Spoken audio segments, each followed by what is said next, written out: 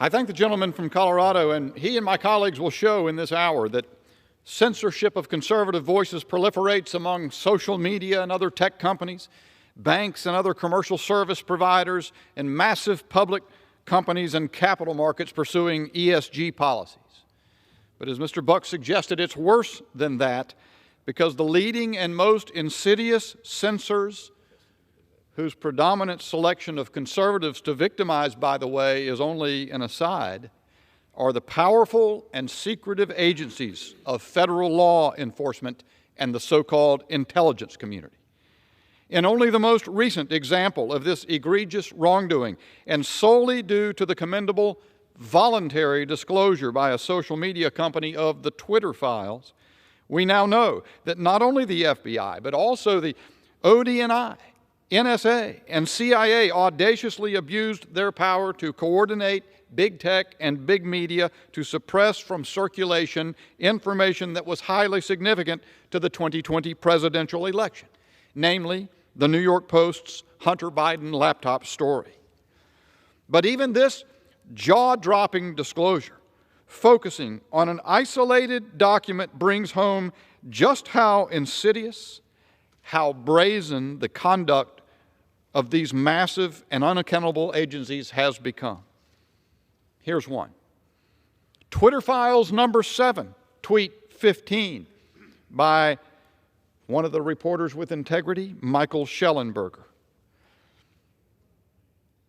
My colleagues at the Fort had a query for you. This is from Elvis Chan at the FBI to Yoel Roth at Twitter. My colleagues at the Fort is a reference to Fort Meade, the headquarters of the National Security Agency.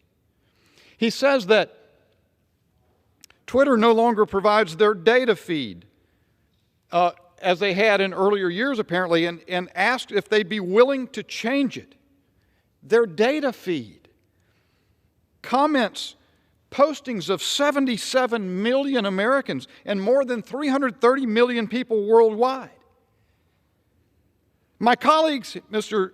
Chan says, are currently contracting with a vendor for an analytic tool for open source intelligence.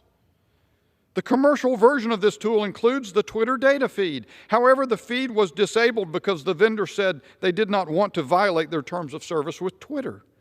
My colleagues are wondering if Twitter would be open to revising its terms of service to allow this vendor to continue having access to the Twitter feed.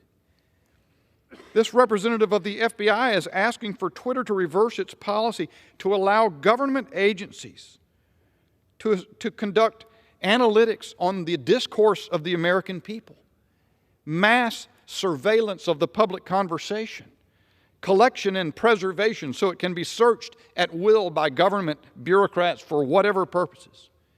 And note, he makes reference to the provision of this not to the FBI, but, quote, to members of the IC, the intelligence community. Bad enough if this were the FBI, but he's talking about the agencies who are supposed to direct their attention abroad for the sake of American security. And instead, they're seeking mass surveillance on Americans' utterances and those of unsuspecting people the world over. A good Democrat, William Proxmire, said, "Power always has to be kept in check. Power exercised in secret, especially under the cloak of national security, is doubly dangerous." Mr. Speaker, in the Select Subcommittee on the Weaponization of the Federal Government, we will plumb the depths of powerful agencies gone rogue. And then this Congress must act to keep in check power exercised in secret. I yield back. I thank the gentleman, and now I yield 3 minutes to the gentleman from Arizona, the Grand Canyon State, America's favorite Arizona podcast